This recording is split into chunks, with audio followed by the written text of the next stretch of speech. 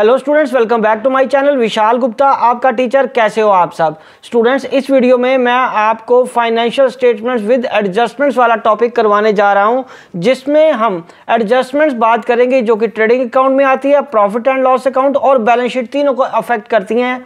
तो बच्चों, इसको हम क्या बोल सकते हैं? Linking of income statements with financial statements.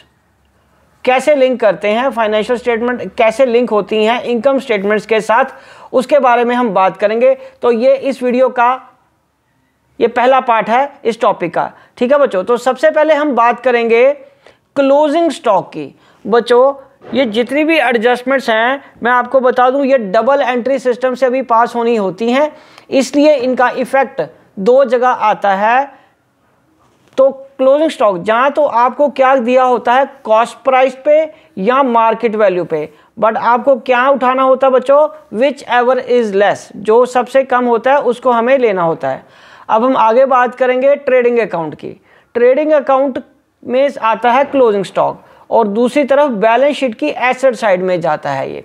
ठीक है बच्चों, याद रखना, क्लोजिंग स्टॉक पहले तो हमें लेना है कॉस्ट या market value which ever is less, दूसरा ट्रेडिंग अकाउंट में बाय क्लोजिंग स्टॉक, और ट्रेडिंग अकाउंट में आ जाएगा by closing stock credit side में, और दूसरा बैलेंस शीट की एसेट साइड में आएगा। ठीक है बच्चों, दूसरी एडजस्टमेंट की बात करते हैं, वो है आउटस्टैंडिंग एक्सपेंसेस की। बच्चों, आउटस्टैंडिंग एक्सपेंसेस का मतलब है पैसे अभी देने रहते हैं और अभी जब तक दिए नहीं तो वो लायबिलिटी भी बन जाएगा। तो इसका डबल इफेक्ट कैसे आता है? वो एक तो इनकम स्टेटमेंट्स में और दूसरा ये बैलेंस शीट में आएगा। इनकम स्टेटमेंट में कहने का मतलब है कि एक तो ट्रेडिंग अकाउंट में आपको पता है कि ये डायरेक्ट एक्सपेंसेस हो गए, और P&L की बात करेंगे तो ये क्या हो जाएगा? Indirect expenses. तो वेजेस में आउटस्टैंडिंग एक्सपेंसेस को ऐड कर देंगे, प्लस का साइन लगा रहा हूं मैं, और इधर अगर सैलरी हुई तो सैलरी में भी ऐड कर देंगे आउटस्टैंडिंग एक्सपेंसेस। और दोनों ये लायबिलिटी साइड में, बैलेंस शीट की लायबिलिटी साइड में जितना भी ये हमने यहाँ प्लस किया वो दिखा देंगे, और जितना ये आउटस्टैंडिंग सैलरीज के फॉर्म में किया है वो ऐड कर लेंगे।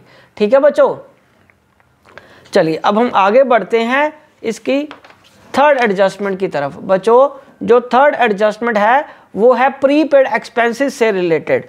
बट प्रीपेड एक्सपेंसेस से जो रिलेटेड है वो है हमारा रेंट, इंश्योरेंस या टैक्सेस, कोई भी हो सकता है, इसके अलावा भी कुछ हो सकता है। ये मैंने सिर्फ एग्जांपल्स लिखे हैं कि प्रीपेड रेंट, इंश्योरेंस, टैक्सेस, जो कि कॉमनली अवेलेबल होते हैं ये। ठीक है बच्चों, कॉमनली ये प्रीपेड इन्हीं के आते हैं। अब हम बात करेंगे कि ये होते ज़्यादातर P&L एक्सपेंसेस से रिलेटेड हैं।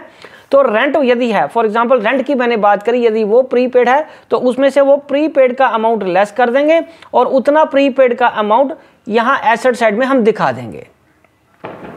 ठीक है बच्चों, अब हम फोर्थ एडजस्टमेंट की बात करते हैं, इनकम रिसीव्ड इन एडवांस।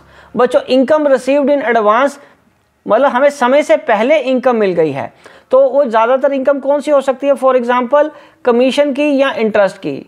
ठीक है, वो दिखाएंगे हम कहा बच्चों, प्रॉफिट एंड लॉस में बाय कमीशन में हम इसको लेस कर देंगे जितना भी हमें एडवांस रिसीव्ड हुआ है अमाउंट, और वो उतना ही लायबिलिटी की साइड वाली में दिखा देंगे। जितना, मान लो ये 500 रुपया अगर रिसीव्ड इन एडवांस है तो यहाँ भी 500 रुपया ही दिखाएंगे लायबिलिटी साइड में।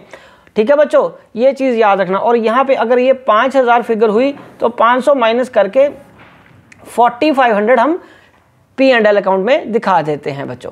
ठीक है जी, चलिए अब हम आगे बात करते हैं फिफ्थ पॉइंट की। फिफ्थ एडजस्टमेंट क्या होती है बच्चों? फिफ्थ एडजस्टमेंट है accrued income due but not received. मतलब इनकम ड्यू हो चुकी है बट अभी तक मिली नहीं है। Commission and interest. Profit and loss account, तो उसमें क्या आएगा? Bye commission. कमीशन में क्या आ जाएगा?